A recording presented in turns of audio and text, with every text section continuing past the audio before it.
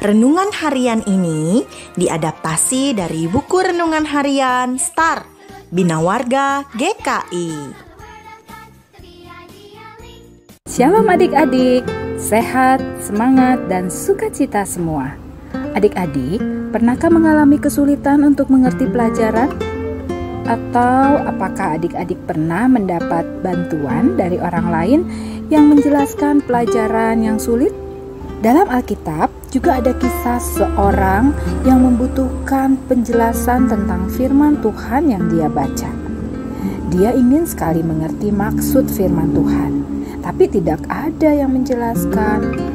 Dalam Kisah Para Rasul 8 ayat 26b, malaikat Tuhan memberi perintah, "Bangunlah dan berangkatlah ke sebelah selatan menurut jalan yang turun dari Yerusalem ke Gaza.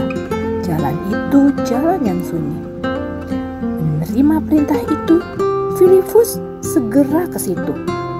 Ternyata Tuhan mengutus Filipus untuk menolong orang asing yang sedang kesulitan. Di jalan yang didatangi Filipus, ia mendengar seorang sida-sida yang sedang membaca kitab Nabi Yesaya.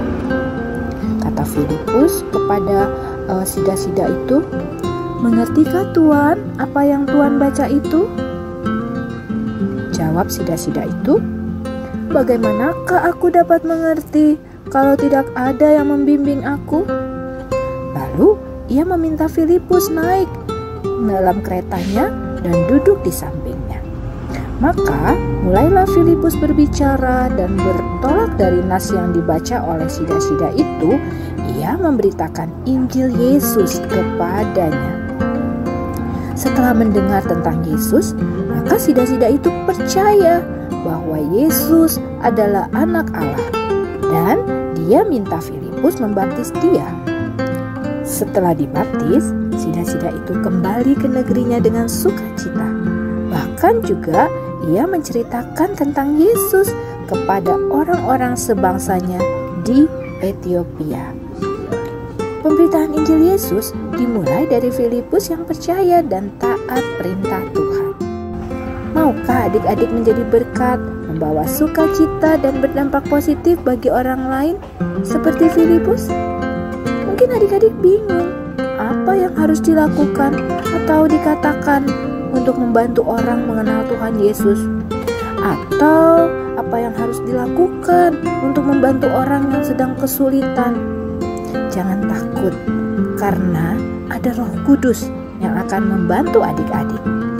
Jika adik-adik mau tahu perintah Tuhan untuk adik-adik lakukan, mari dimulai dengan rajin baca dan dengar firman Tuhan, mendengarkan suara Roh Kudus yang berbicara di hati adik-adik, dan segera lakukan perintah Tuhan untuk menolong orang lain.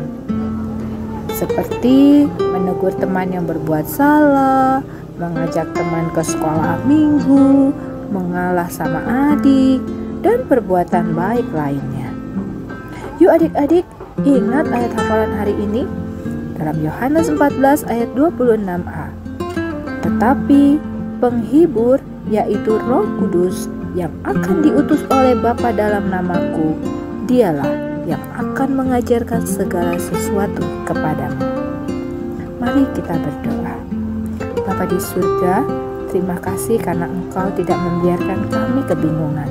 Engkau menunjukkan apa yang harus kami lakukan, serta memberkati kami dengan kasih, kebaikan, dan kebenaran. Dalam nama Tuhan Yesus, amin. Sampai jumpa di lilin kecil berikutnya. Tuhan Yesus memberkati.